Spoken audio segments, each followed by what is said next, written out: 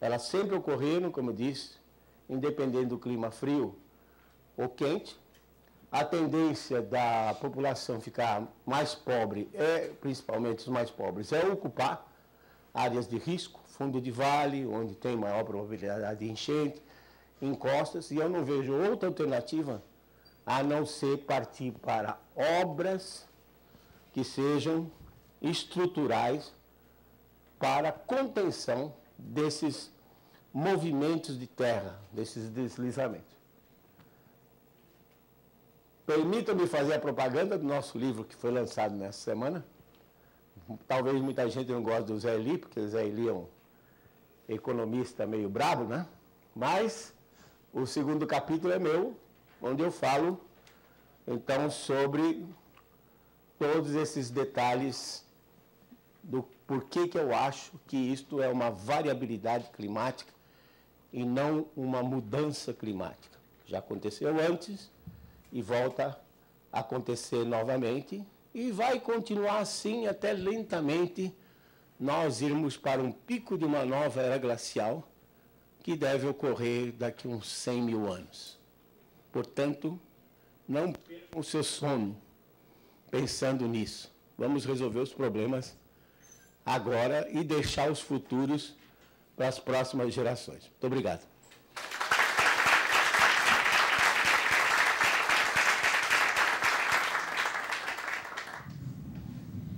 Muito obrigado mais uma vez, professor Molion.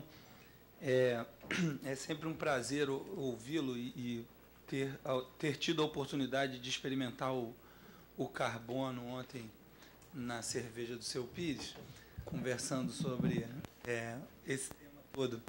E talvez o que seja mais interessante é que o que está sendo mostrado está baseado em dados como normais climatológicas, que são dados de mais de 30 anos de medição nos... Oh, claro, por favor.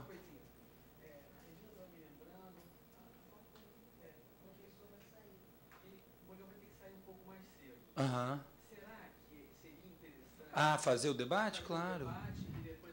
Por favor. Claro. Na verdade, até ele ocupou os 30 minutos que foi reservado.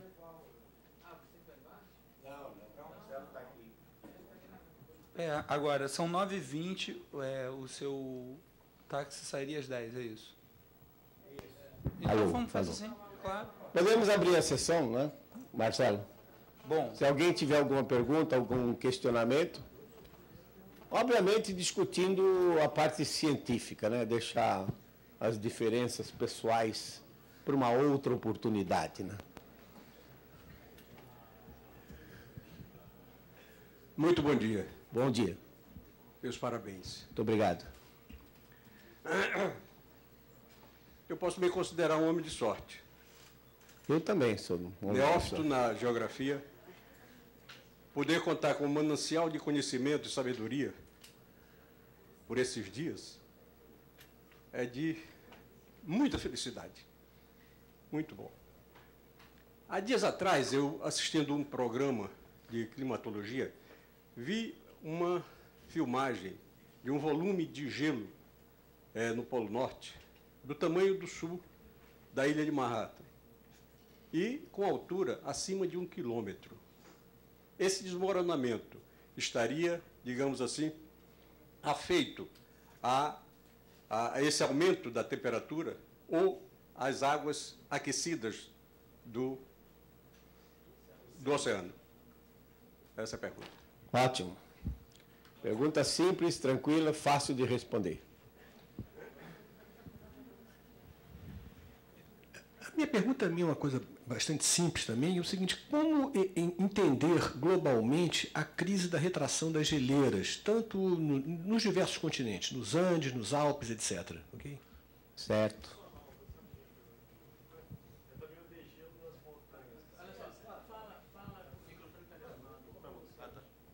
Não, eu só queria adicionar na pergunta, porque eu ia fazer uma pergunta que o Rogério acabou me adiantando.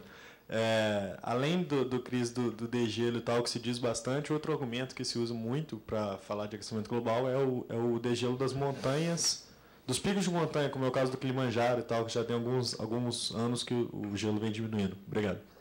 Tá bem, deixa eu responder essas três, depois se alguém tiver mais alguma pergunta, faz. Bom, a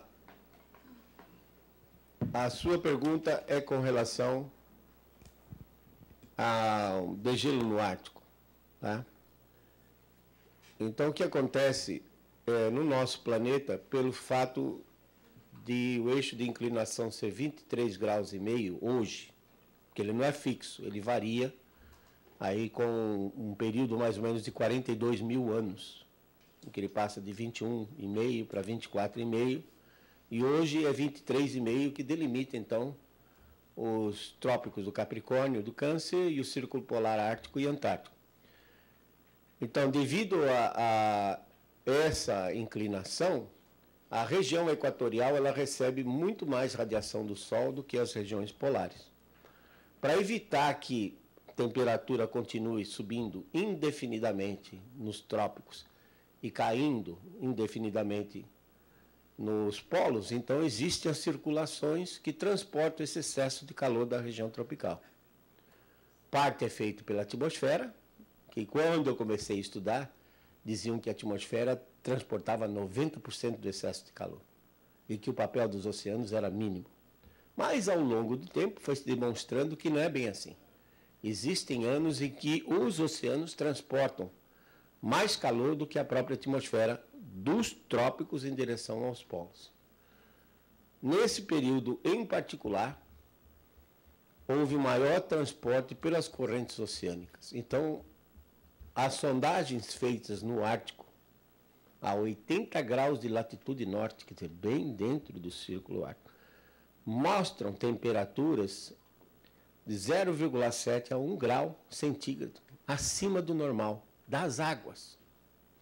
Então, a água quente, ela entra por debaixo do gelo flutuante, que é basicamente, no caso do Ártico, gelo flutuante, derrete parcialmente a parte que está submersa, que é 90%, e aí a parte submersa não consegue manter o peso da parte aérea e o sistema todo desmorona. Ele não derrete. Desmorona, cai numa região que a água está um pouco mais aquecida, e aí sim o gelo vai derreter. O transporte está terminando agora. A gente vê, pela temperatura do Oceano Atlântico Norte, vê que ela ainda continua subindo, mas a derivada, a taxa com que ela está variando de ano para ano, está diminuindo. Então ela vai, daqui a pouquinho vai estar estável e depois a temperatura vai começar a decrescer lentamente. Mas a variação da temperatura é provavelmente um ciclo da ordem de 74 anos. Né? Passa da ordem de 35 anos mais aquecido, e aí tem um impacto muito grande no clima europeu, quando o Oceano Atlântico Norte está aquecido, e depois resfria. Então, o problema do ser humano, da nossa sociedade, é que esses ciclos eles são muito longos. Mais longo do que a vida útil do ser humano, vamos dizer assim. E, com isso, as pessoas tendem a confundir uma variabilidade natural, né, com processos, provavelmente, que seriam deflagrados pelo ser humano.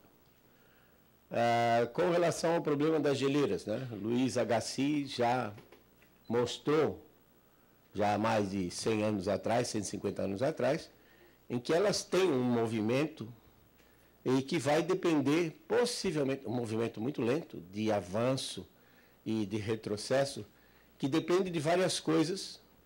Uma é a fonte de alimentação de umidade. Então, se predomina uma circulação atmosférica que transporta mais umidade, a tendência da geleira é avançar. Se, ao contrário, a circulação dos ventos em escala global muda, então fornece menos umidade, a geleira tende a regredir. Então, esse movimento da geleira, os geólogos têm mapeado isso ao longo do tempo, é um movimento perfeitamente natural, além de você somar a isso ciclos astronômicos. Por exemplo, a órbita terrestre, ela é elíptica. mas ela não tem uma forma geométrica fixa. Ela passa de quase circular, onde o Sol ocupa o centro do círculo, para levemente elíptica e volta num prazo de aproximadamente 100 mil anos. Como eu disse, o eixo de rotação, ele varia também. Quando ele está menos inclinado, os polos recebem menos radiação durante o verão, e com isso resfria e há uma tendência do gelo crescer. E além disso tem um outro ciclo, desses chamados ciclos de Milankovitch, que é a precessão do eixo de rotação, em que a Terra funciona ou age como se fosse um peão que está rodando e fazendo esse bamboleio. Hoje, o eixo de rotação está voltado para a estrela polar. Tá? Mas daqui a 12 mil anos, ele vai virar 180 graus, lentamente vai virando, e vai apontar para a estrela Vega, do outro lado do zodíaco. Aí vai ser um caos, porque quem é escorpião hoje vai virar touro. Então pensa o que vai acontecer com a humanidade quando houver daqui 12 mil anos essa mudança. Da mesma forma, se você olhar os novos relatórios, o gelo está voltando a crescer no Kilimanjaro. As neves do Kilimanjaro que foram decantadas por Ernest Hemingway em seu romance de 1932, está voltando. Porque alguns dizem que o problema tinha sido o desmatamento feito, que é uma grande besteira dizer que a floresta supre toda a umidade. Não, isso não é verdade. Na realidade, mudança na circulação, transporte de umidade. Então, se o vento, o ar fica mais seco, forma menos nuvens, a incidência de radiação solar é maior, a tendência da neve é desaparecer. Quando essa situação muda, aí volta a acumular a neve, como está voltando agora no Kilimanjaro. As imagens de satélite mostram, inclusive temperatura também, está baixando no topo do Kilimanjaro, como a gente espera que à medida que os oceanos, a superfície dos oceanos vá se esfriando, a coluna atmosférica como um todo também tende a esfriar. Lembrar que a atmosfera é um gás. E você aprendeu alguma vez na vida que PV é igual a nRT. Ou seja, dada uma temperatura, se eu aumento a temperatura, o volume do gás aumenta. A atmosfera, sim. Se os oceanos fornecem mais calor, a temperatura aumenta, ela se expande. Os oceanos aquecidos evaporam mais. E uma atmosfera mais quente tem condições de reter mais umidade, produzir mais chuva e mais neve. Quando ocorre o contrário, que os oceanos começam a se esfriar, o gás se contrai. Evapora menos, tem menos umidade, chove menos, menos nuvem. A tendência da neve é desaparecer. Então, são variabilidades naturais, mas ela é de longo prazo. E tem muitas pessoas que aproveitam isso para fazer o seu marketing ecológico. Que, aliás, hoje até banco virou verde. Banco que só tira dinheiro da gente, não faz nada. O capital rentável, como disse o professor Rui, né? O capital rentável é esse que explora a gente e não produz nada. Tá? Até banco é verde. Então é muito bonito hoje ser verde e ficar especulando coisas que naturalmente têm acontecido ao longo do tempo. Mesmo porque do nosso conhecimento, da cobertura que nós temos em termos de observações geofísicas, clima, etc. e tal, dados confiáveis talvez uns 200 anos para cá. Tá? Mas o tal do antropoceno, não. Os geólogos dizem que essa era que nós estamos vivendo, nesse interglacial, começou há cerca de 15 mil anos atrás, e ele é chamado de Holoceno. Se eu tivesse que chamar de antropoceno, eu deveria voltar alguns milhares de anos para trás, quando o Homo erectus, ou o Homo sapiens, há 70, 80 mil anos, começou a dominar a superfície da Terra. Aí sim você poderia dizer antropos, de homem, e seno, de era. Você poderia dizer que talvez o antropoceno começou antes do término da última era glacial. Não tem nada a ver com agora. Mais alguém? Fale agora ou cale-se para sempre.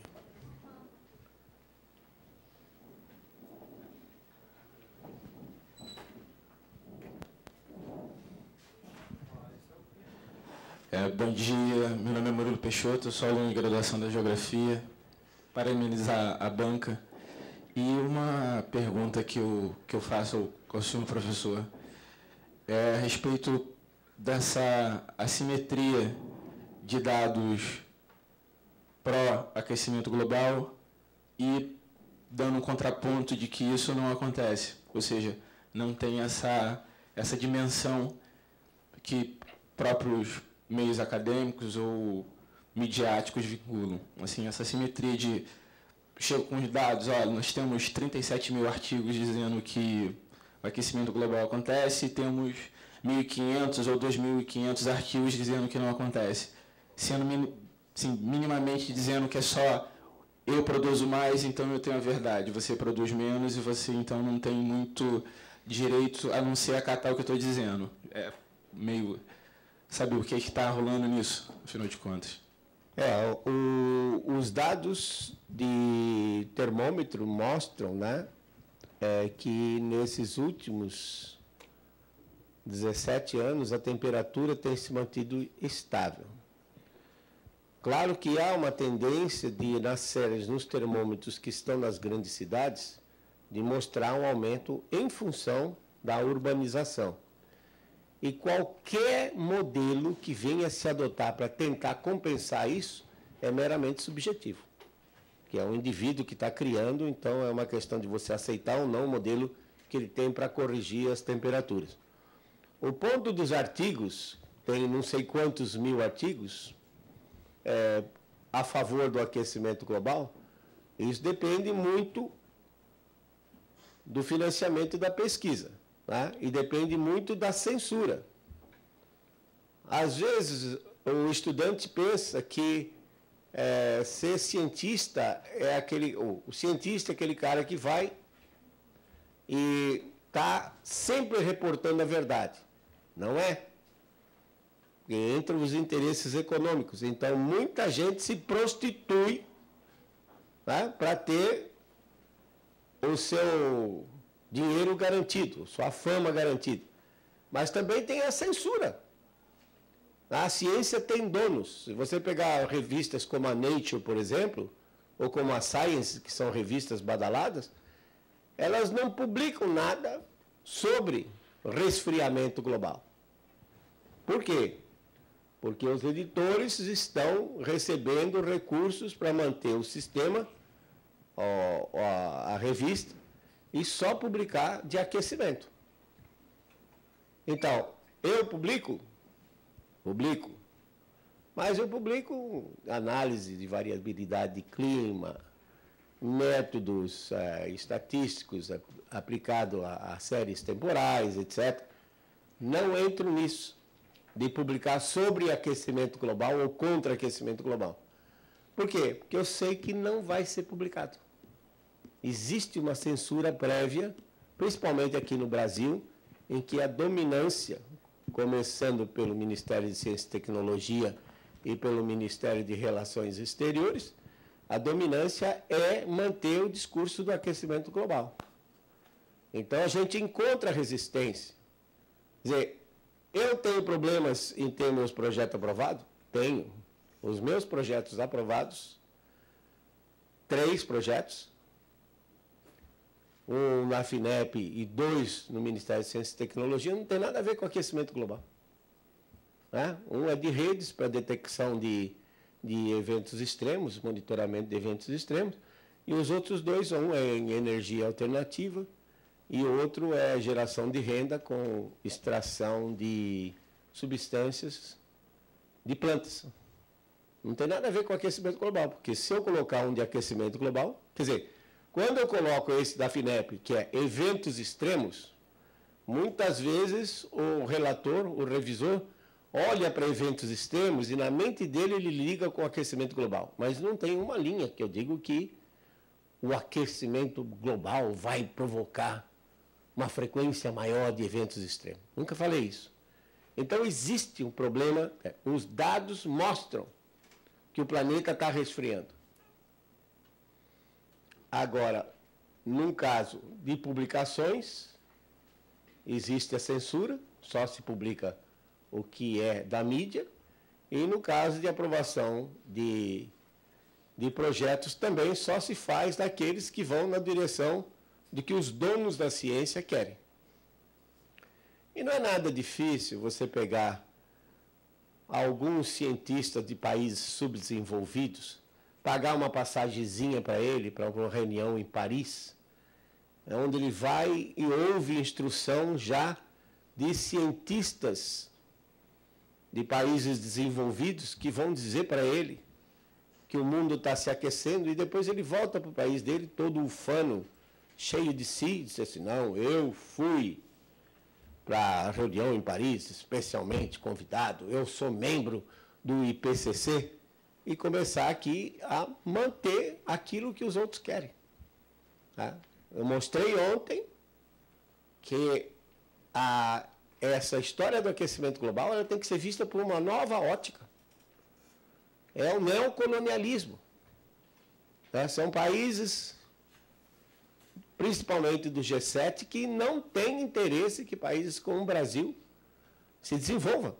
Basta você abrir um mapa mundi, onde é que você vai achar uma unidade política com 8,5 milhões de quilômetros quadrados, 92% dentro da região tropical, sem problemas de vulcões, de terremotos, uma tempestadezinha de vez em quando, mas não tem furacão. Tem um tornadozinho que, infelizmente, não acertou o Palácio do Planalto, lá em Brasília, poderia ter acertado. Cheio de riquezas naturais, renováveis e não renováveis. Onde é que você acha um país como esse? Aí, então você tem que lembrar daquela piada da criação do mundo. Não sei se você já ouviu essa piada. Que Deus, quando estava criando o mundo, ele colocava diamante na África do Sul, guardava um pouco para o Brasil.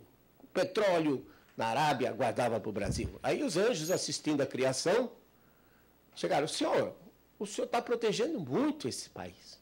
Por que o senhor está protegendo tanto o Brasil? Disse, meus filhos, calma, espera para ver o povinho que eu vou botar lá. Quer dizer, claramente o potencial desse nosso país é enorme.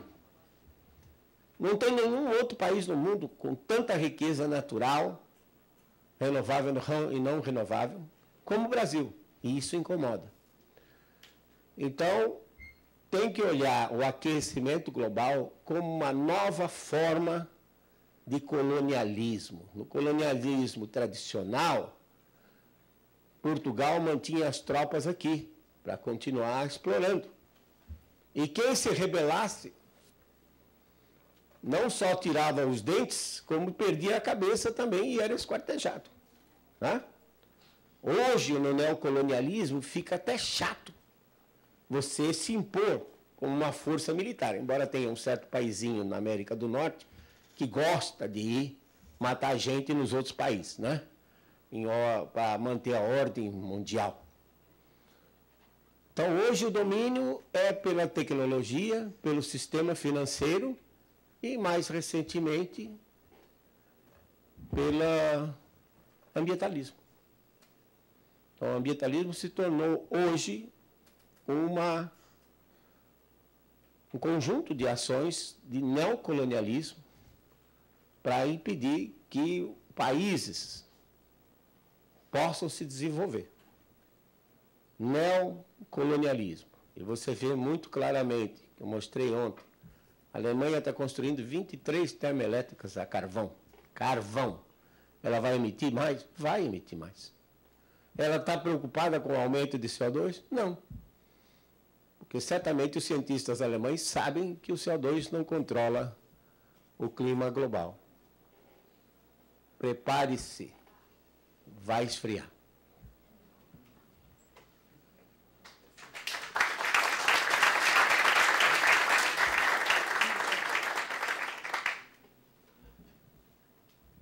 Eu agradeço a oportunidade, embora a comissão organizadora tenha sido escoraçada ontem, né?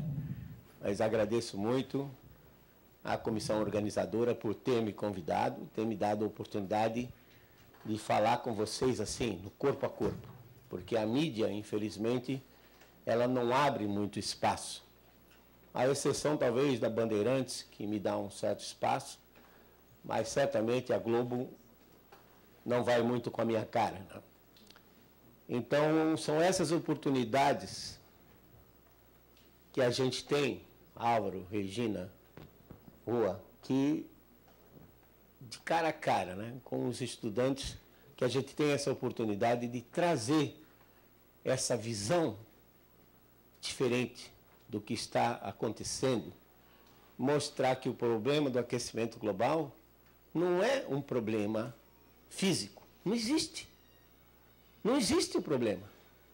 Alguém usa isso, né, por detrás como uma ação neocolonialista ou geopolítica, né, para interferir no nosso desenvolvimento. Não é teoria da conspiração, não. É que se você olha os dados e vê que a variabilidade é natural, que já aconteceu isso no passado, está voltando a acontecer, você pega os dados, analisa, usa métodos estatísticos e você descobre que existem ciclos, em que preferencialmente um resfriamento acontece, depois seguido por um aquecimento.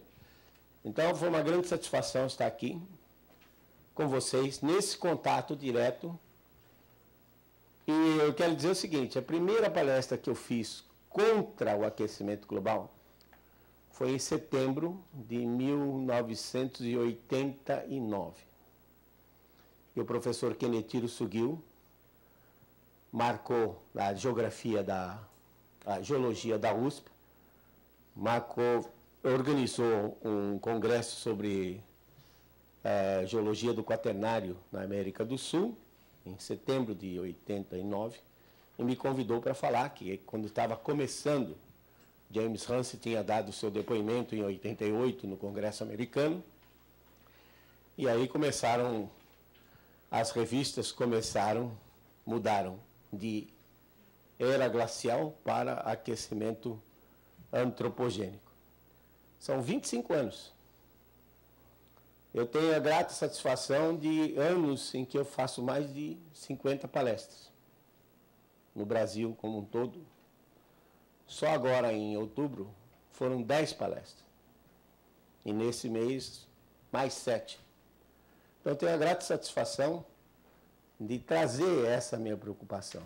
Porque, como eu disse, eu adoraria que aquecesse. Que aquecendo, os invernos são mais amenos, chove mais, não temos preocupação com água, né? E a humanidade vai bem.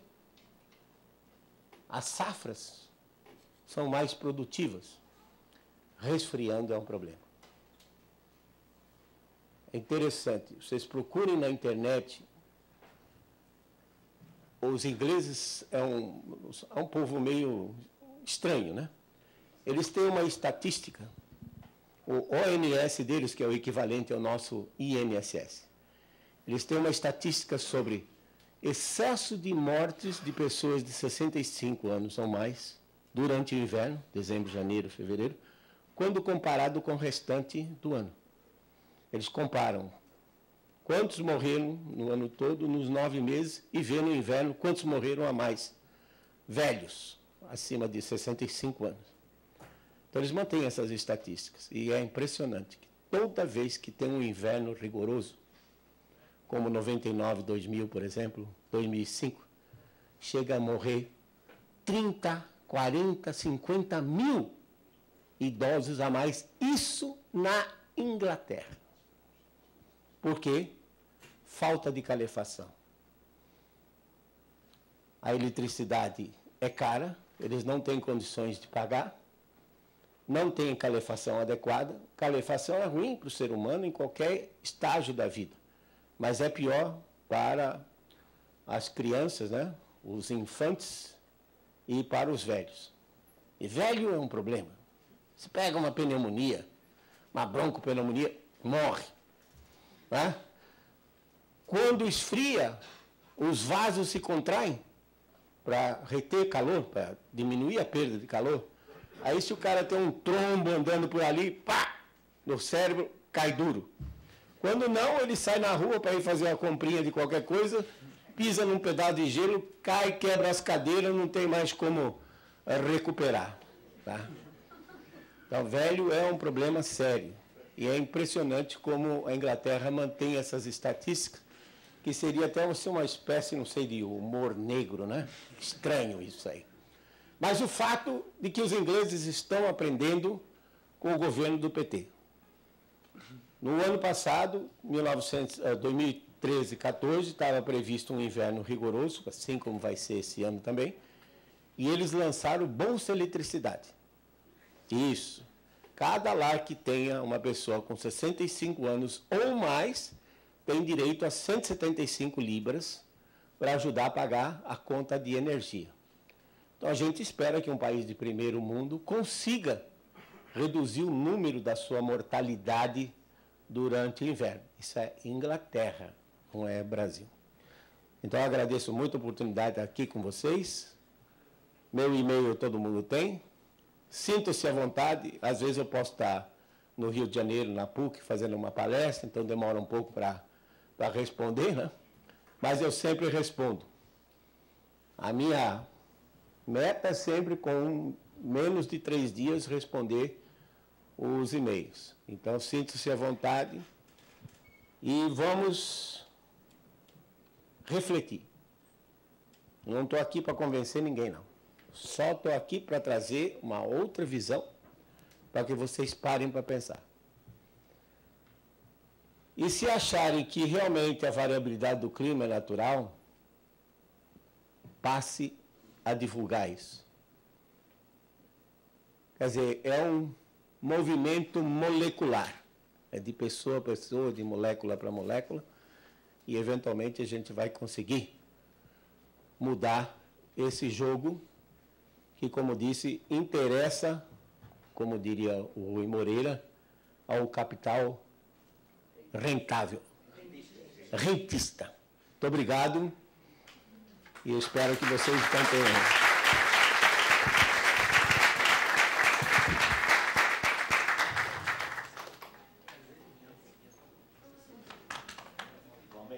Mantemos contato.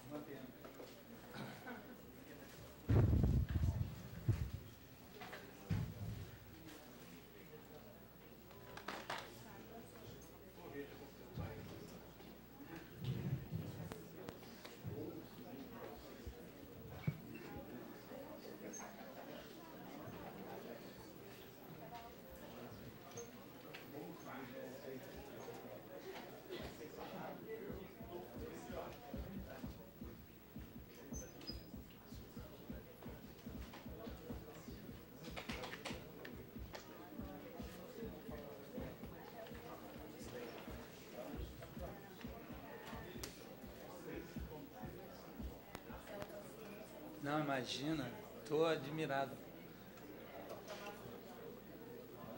Fala aí. Não,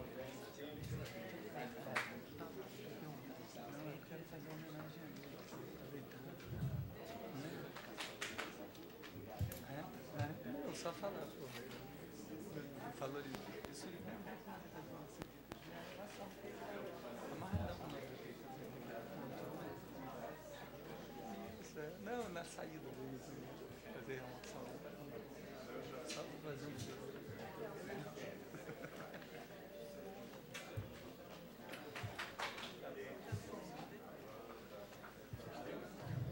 Bom, eu queria iniciar pedindo mais uma salva de palmas ao professor Molion. Agradecendo de coração, em nome de todo o departamento da comissão organizadora, a sua presença, a sua parceria, que acabou aqui, acho que, sendo visto que acabou de nascer uma parceria de longa duração aí. Aqui o senhor tem bons ouvidos e uma excelente recepção. Seja sempre bem-vindo. Obrigado. Bom, o que dizer depois disso tudo, né? De fato, eu acho tem um nível de emoção contido nesse episódio que aconteceu tanto ontem quanto hoje, principalmente hoje, em função eu acho que dessa parceria que a gente inicia, de um companheirismo, né, de uma afinidade em termos de pensamento, que me lembrou muito o Absaber também, da última vez, né, quando ele esteve aqui no lançamento do livro, e o carinho foi bastante parecido. A gente está falando de pessoas que têm uma longa história, né? O trabalho do professor Molhon tem mais de 40 anos, mais de 45 anos de experiência nesse tipo de trabalho, e me lembrei ontem também dos queridos alunos que alguma vez na vida já cortaram uma garrafa PET para fazer um pluviômetro, instalar ele embaixo da floresta e medir a chuva e achar aquilo um absurdo louco, mas aquilo faz uma experiência, uma vivência que diferencia um cientista de um senso comum que compra um discurso hegemônico, ingênuo muitas vezes, que a mídia propaga. E o professor Molhon está aí baseado em dados com séries amostrais de mais de 30 anos, de mais de 60 anos, que são as normais climatológicas com que a gente trabalha. Particularmente no Brasil, essas normais climatológicas são um problema, porque as estações meteorológicas são poucas e muitas vezes com dados falhados, né? Às vezes a estação quebrou, não teve reposição, de fato não é uma prioridade, ou então o medidor estava com algum tipo de dependência química, não pôde medir as chuvas e tal. E a gente vive um cenário bastante complexo e polêmico, como, por exemplo, a região serrana e todos os eventos climáticos que ocorreram. A partir de 2011, né, do grande evento catastrófico de Friburgo, Teresópolis e Petrópolis, a rede de pluviômetros aumentou substancialmente. Então, 2011 foi agora há pouco, né? E aí, na chuva de 2013, instalaram um pluviômetro perto do Quitandinha. O Quitandinha teve um acidente que morreram 2 pessoas, e o dado do pluviômetro do Quitandinha registrou 400 milímetros. Nunca foi registrada uma chuva assim na serra. De fato, nunca foi, porque também nunca foi colocado um pluviômetro na beirada da serra onde fica o Quitandinha. Os pluviômetros estão todos no reverso da serra, no centro da cidade de Petrópolis, no centro da cidade de Friburgo. E aí você muda a rede pluviográfica, passa a ter mais dados, você passa a ter mais informação natural. Então, não é a partir de um dado de 2013 que você pode... o clima está assim, o clima está assado.